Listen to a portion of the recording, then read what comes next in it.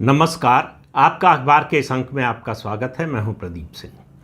संत कबीर दास का एक दोहा है, मन के हारे हार है, मन के जीते जीत। कहें कबीर हरि पाइये, मन ही की प्रतीति। यानी मन के हारने से ही हार होती है, जीतने से जीत होती है। ये तो बहुत स्पष्ट है। दूसरा वो कह रहे हैं कि अपना मनोबल ऊंचा रखिए, आपका विश्वास होगा तो भगवान भी मिल जाएंगे। तो मेरा सवाल आज ये है कि लोकसभा चुनाव के नतीजे आए हैं, उसके बाद एक वर्ग बड़ा सक्रिय है। वो इसे हिंदुत्व की हार के रूप में दिखाने के लिए बहुत बेचैन है।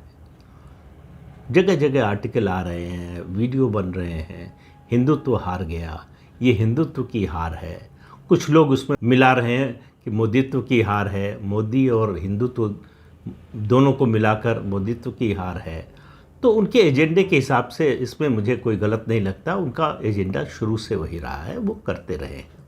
लेकिन प्रश्न असली है कि उनके इस तर्क में कोई दम है क्या, उनके इस निष्कर्ष में कोई तथ्यात्मक बात है क्या।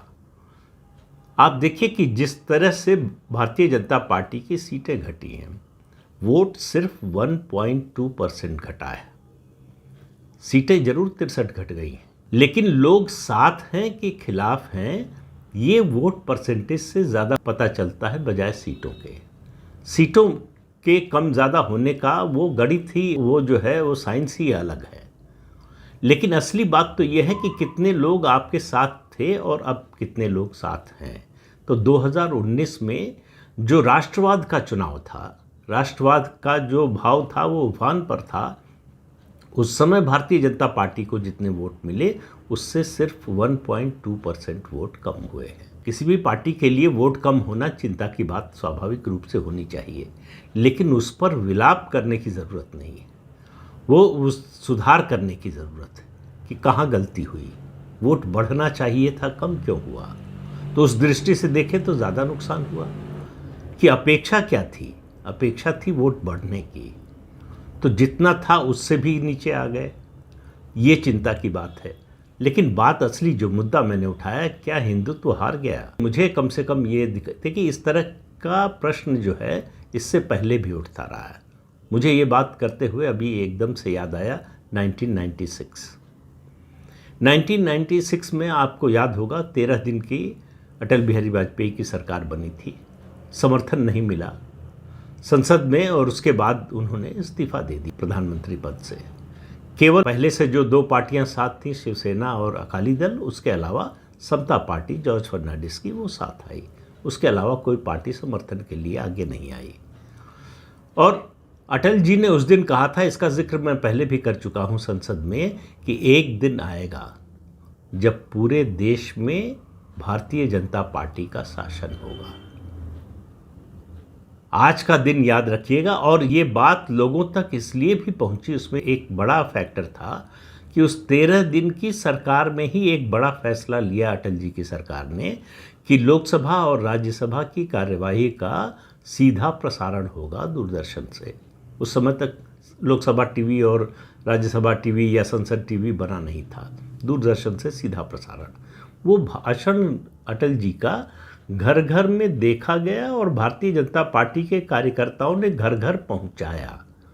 अब मैं घर घर पर जो जोर दे रहा हूं वो इसलिए कि इस चुनाव में भाजपा के विरोधियों ने एक झूठा प्रचार घर घर पहुंचाया कि भाजपा तीसरी बार आई, मोदी तीसरी बार आए तो आरक्षण खत्म कर दिया जाएगा।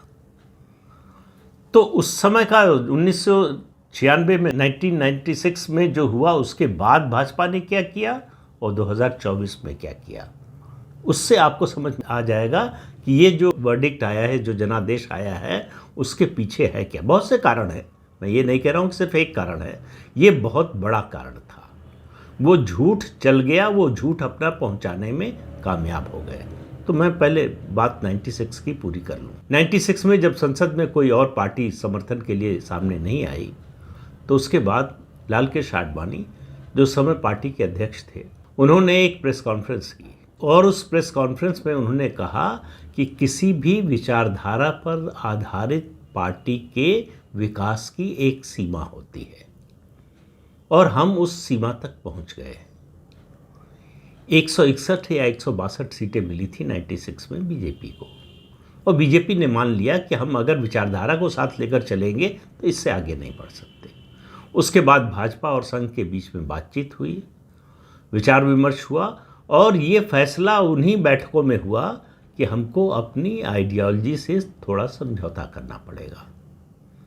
और उसी के बाद तय हुआ कि हमारे जो 3 कोर इश्यूज हैं, यानी अयोध्या में भगवान राम का भव्य मंदिर, जम्मू कश्मीर में अनुच्छेद 370 और कॉमन सिविल कोड, इनको बैक बर्नर पर रखने की ज़रूरत पड़े तो रख दिया जाए। और इसी फैसले के तहत फिर राष्ट्रीय जनतांत्रिक गठबंधन का निर्माण हुआ।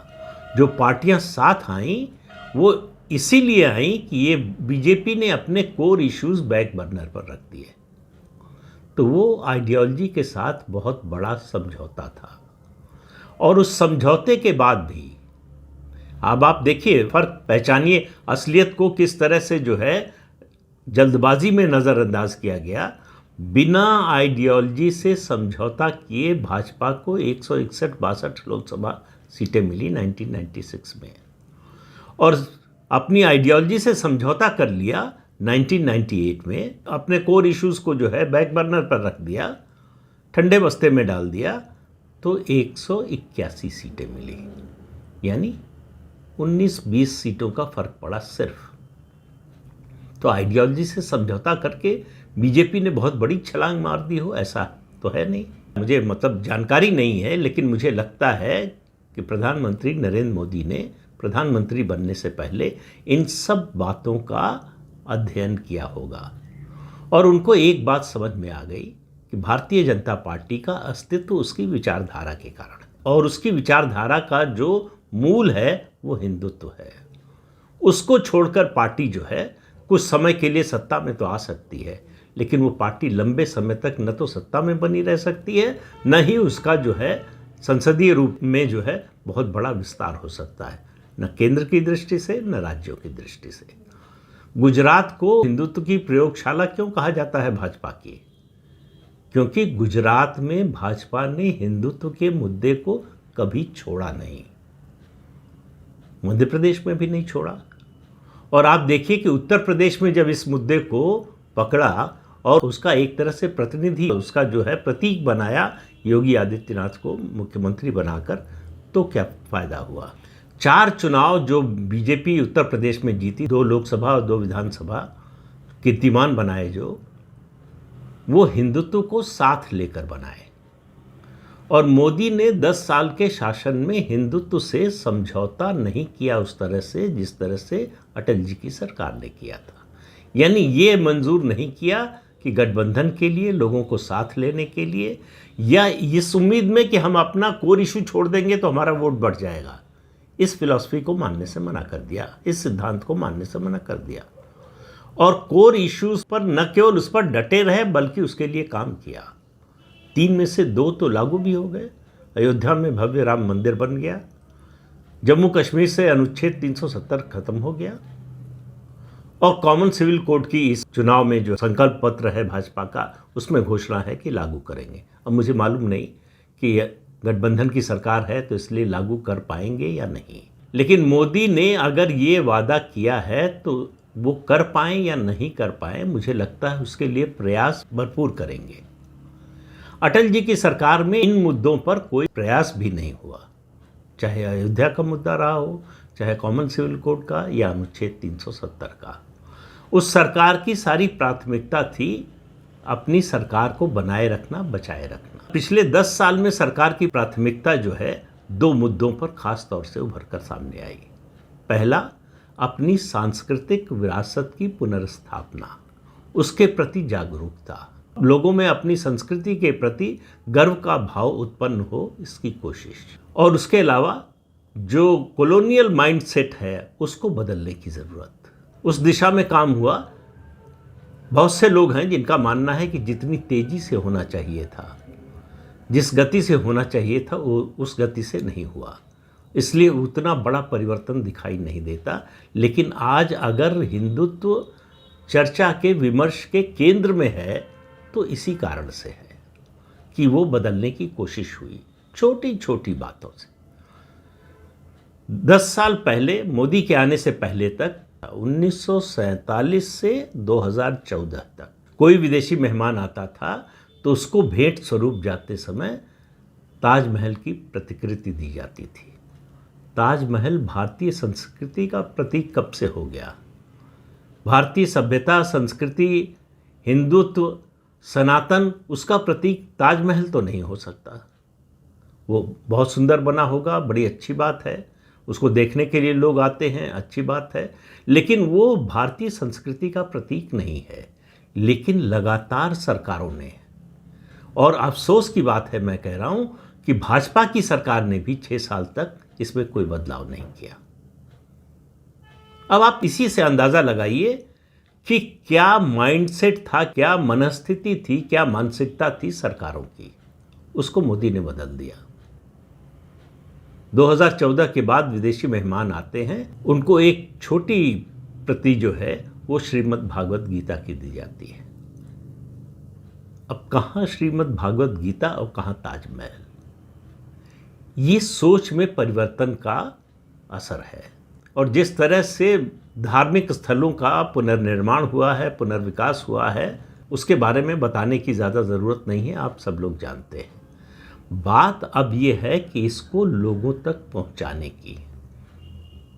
अपनी देश की हजारों साल की जो संस्कृति है उसमें 2 चीज़ें बड़ी महत्वपूर्ण हैं, श्रुति और स्मृति, यानी सुनना और याद रखना। ये सरकार, मुझे लगता है कि ये भूल गई 2024 के चुनाव में कि उसने जो किया है उसको लगातार बताने की ज़रूरत है। उसका कैडर इसमें फेल रहा। केंद्र सरकार की और राज्य सरकारों की जो उपलब्धियां हैं उनको लोगों तक पहुंचाने और बार बार याद दिलाने। ये जो कहा जाता है ना कि ये आपकी उपलब्धि है, ठीक है, तो इसका गाना गाने की क्या ज़रूरत? बहुत ज़रूरत है। बार बार याद दिलाने से ही वो श्रुति स्मृति का रूप लेती है।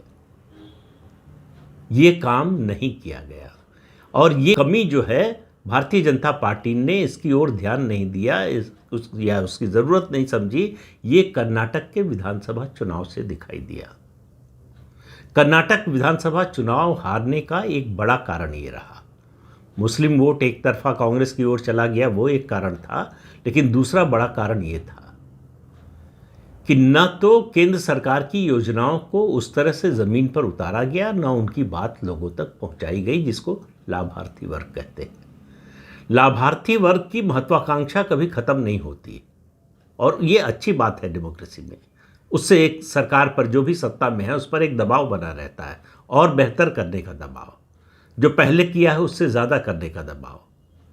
लेकिन अगर आप ही भूल जाएंगे उसको, तो कैसे उम्मीद करते हैं कि लाभार्थी याद रखेगा?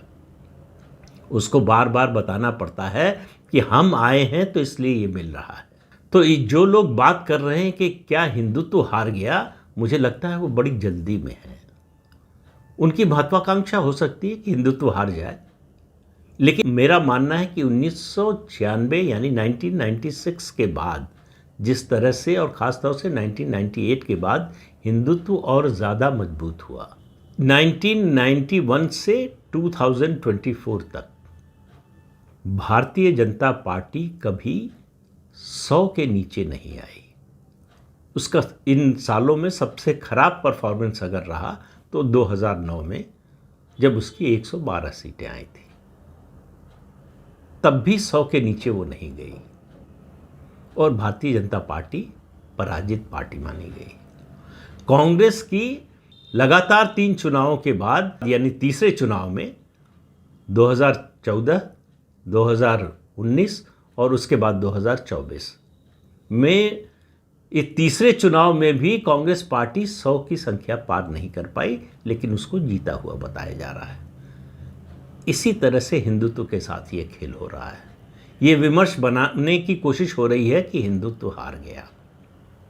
2014 से पहले हिंदुत्व की कितनी चेतना थी, कितनी सजगता थी, लोगों के मन में किस तरह के विचार थे, किस तरह का भाव था, और आज कितना है, इन दोनों की तुलना कीजिए तो आपको पता चल जाएगा।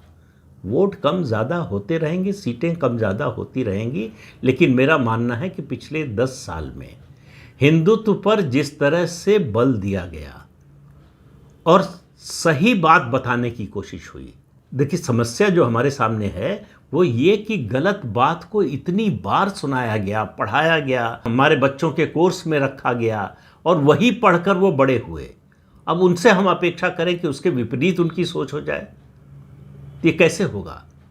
और इसमें बहुत समय लगता है। ये जो झूठ फैलाया गया 1947 से 2014 तक, उसको मिटाने में, उसको साफ करने में समय लगेगा, और लेकिन उसका असर दिखाई देना शुरू हो गया है।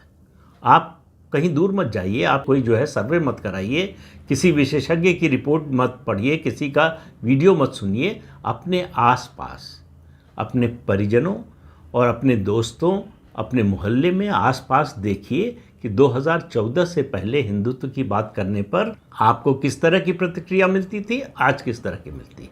और जवाब एक ही है, जो लोग हिंदुत्व को हराने की बात कर रहे हैं वो बड़ी गफलत में हैं, वो बड़ी गलतफहमी में है, और उनका गलतफहमी में होना बड़ी अच्छी बात है।